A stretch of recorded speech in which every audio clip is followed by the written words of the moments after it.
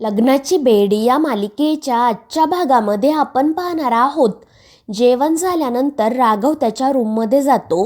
राणीसुद्धा त्याच्या पाठोपाठ येते आणि त्यावेळी ती राघवला विचारते की जर तुझी काही हरकत नसेल तर आपण एखाद्या हॉटेलमध्ये राहायचं का, आणि तुला बरं वाटल्यानंतर आपण पुण्याला परत जाऊ.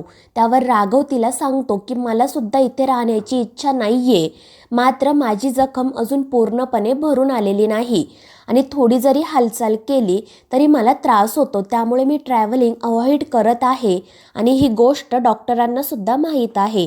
आणि राघवचं हे बोलणं ऐकून राणी नाराज होते. त्यानंतर ती राघवला विचारते की मी तुला एक प्रश्न विचारू का. त्यावर राघव म्हणतो हो मधू, प्लीज विचार. आणि त्यावर राणी त्याला विचारते की तुझ्या मनात अजूनही सिंधूबद्दल फिलिंग्ज आहेत का.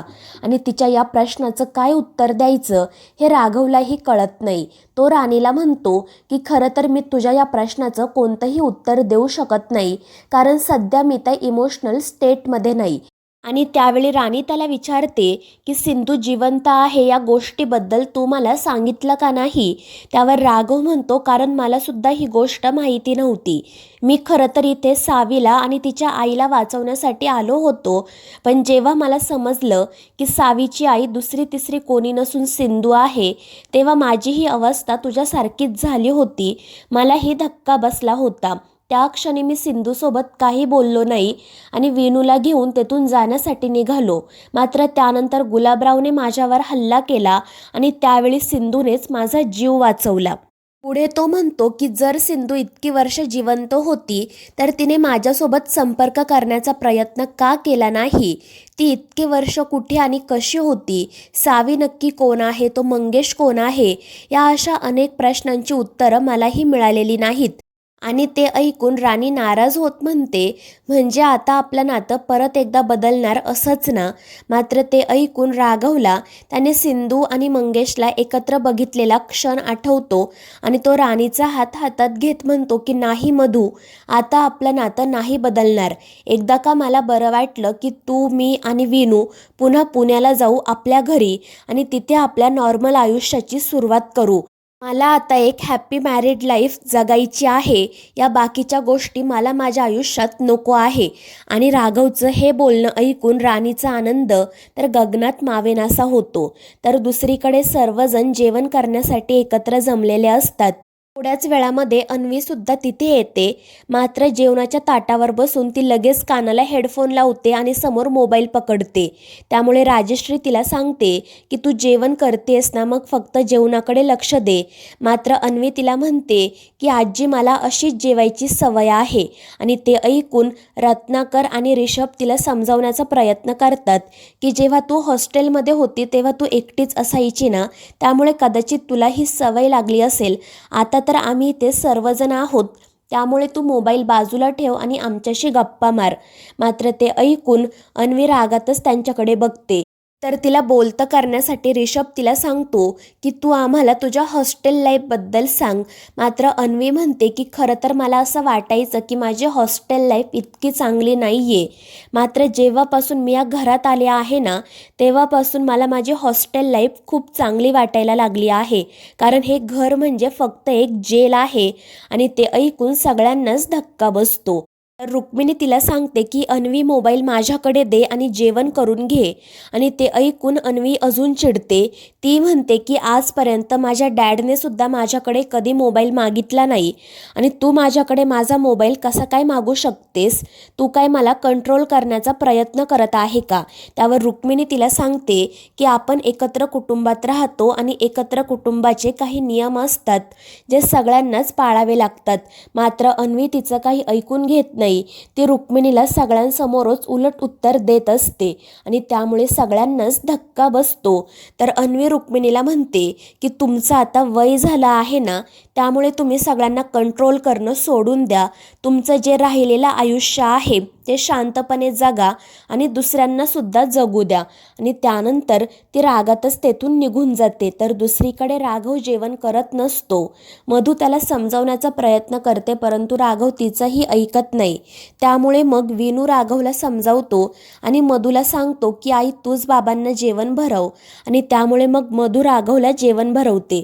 मात्र त्याच वेळी सिंधू तिथे येते आणि ती हा सगळा प्रकार बघते. तिला खूप वाईट वाटतं आणि मग ती रागातच तेथून निघून जाते. तर दुसरीकडे जेवण झाल्यानंतर सर्वजण राजश्रीचं कौतुक करत असतात. मात्र राजश्री म्हणते की काय उपयोग, जिच्यासाठी मी हे सगळं आवडीने बनवलं होतं ती तर जेवलीच नाही. आणि त्याचवेळी तिथे एक डिलेवरी बॉय येतो. रत्नाकर त्याला काय काम आहे ते विचारतो. त्यावर तो बॉय सांगतो की तुमच्याच इथे बर्गर मागवला होता. मात्र रत्नाकर म्हणतो की आमच्याकडे असं कोणी काही खात नाही आणि आमची आत्ताच जेवणं झाली आहेत. मात्र तो डिलेवरी बॉय त्याला सांगतो की पत्ता तर हाच आहे. त्यामुळे रत्नाकर पुन्हा एकदा सगळ्यांना विचारतो की तुमच्यापैकी कोणी बर्गर मागवला होता का. आणि त्याच वेळी अन्वी तिथे येत म्हणते की हो मी मागवला होता. मात्र ती ते पार्सल घेण्यासाठी जाणार इतक्यात रुक्मिणी तिला थांबवते आणि विचारते की कोणाला विचारून तू हे पार्सल मागवलं.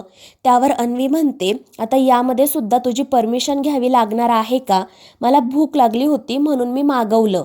आणि अन्वीचं हे उत्तर ऐकून ऋतुजा हसतच म्हणते की वहिनी साहेब ही मुलगी तर काय तुम्हाला ऐकत नाही. आणि ते ऐकून रुक्मिणी अन्वीवर अजून चिडते. ती अन्वीला समजावण्याचा प्रयत्न करत असते. मात्र अन्वी तिचं काही ऐकत नाही. ती रुक्मिणीसोबत वाद घालते. आणि त्यावेळी रुक्मिणी त्या डिलेवरी बॉयला सांगते की तुम्ही इथून निघून जा. त्यामुळे तो माणूस ते पार्सल न देताच तेथून निघून जातो. आणि ते पाहून अन्वी अजून चिडते. ती रुक्मिणीला म्हणते की हे घर म्हणजे खरंच एक जेल आहे आणि या जेलची तू जेलर आहे. तुला सतत सगळ्यांना कंट्रोल करायचं असतं. तू माझ्या आईसोबत देखील हेच करण्याचा प्रयत्न केला, मात्र तुला ते शक्य झालं नाही. त्यामुळे आता तू माझं आयुष्य कंट्रोल करण्याचा प्रयत्न करत आहेस ना. आणि अन्वीचं हे बोलणं ऐकून सगळ्यांनाच धक्का बसतो. सर्वजण तिला समजावण्याचा प्रयत्न करत असतात, मात्र ती कोणाचं काही ऐकून घेण्याच्या मनस्थितीमध्ये नसते. ती रुक्मिणीला म्हणते की तुझ्यामुळे माझ्या आईची आज ही अवस्था आहे आणि तुला माझंसुद्धा आयुष्य तसंच करायचं आहे ना.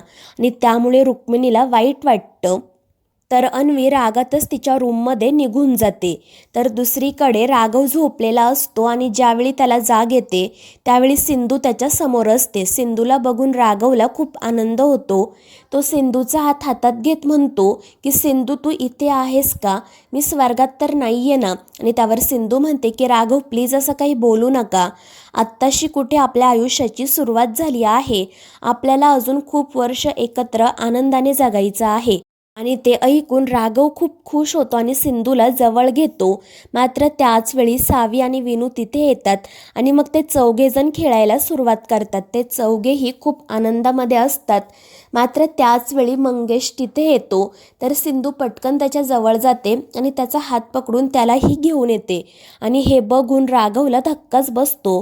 मात्र जेव्हा त्याला जाग येते तेव्हा त्याला समजतं की हे फक्त एक स्वप्न होतं. तर मित्रांनो, या मालिकेच्या पुढील भागांमध्ये आपण पाहणार आहोत राघव आणि राणी पुण्याला जाण्यासाठी निघतात. सिंधू राघवला थांबवण्याचा प्रयत्न करते, मात्र राघव तिचं काही ऐकून घेत नाही आणि मग तो राणीचा हात पकडूनच त्या घराबाहेर पडतो. आणि ते पाहून सिंधूला वाईट वाटते. तर मित्रांनो, या मालिकेच्या पुढील भागांच्या अपडेटसाठी आपल्या चॅनेलला सबस्क्राईब करा.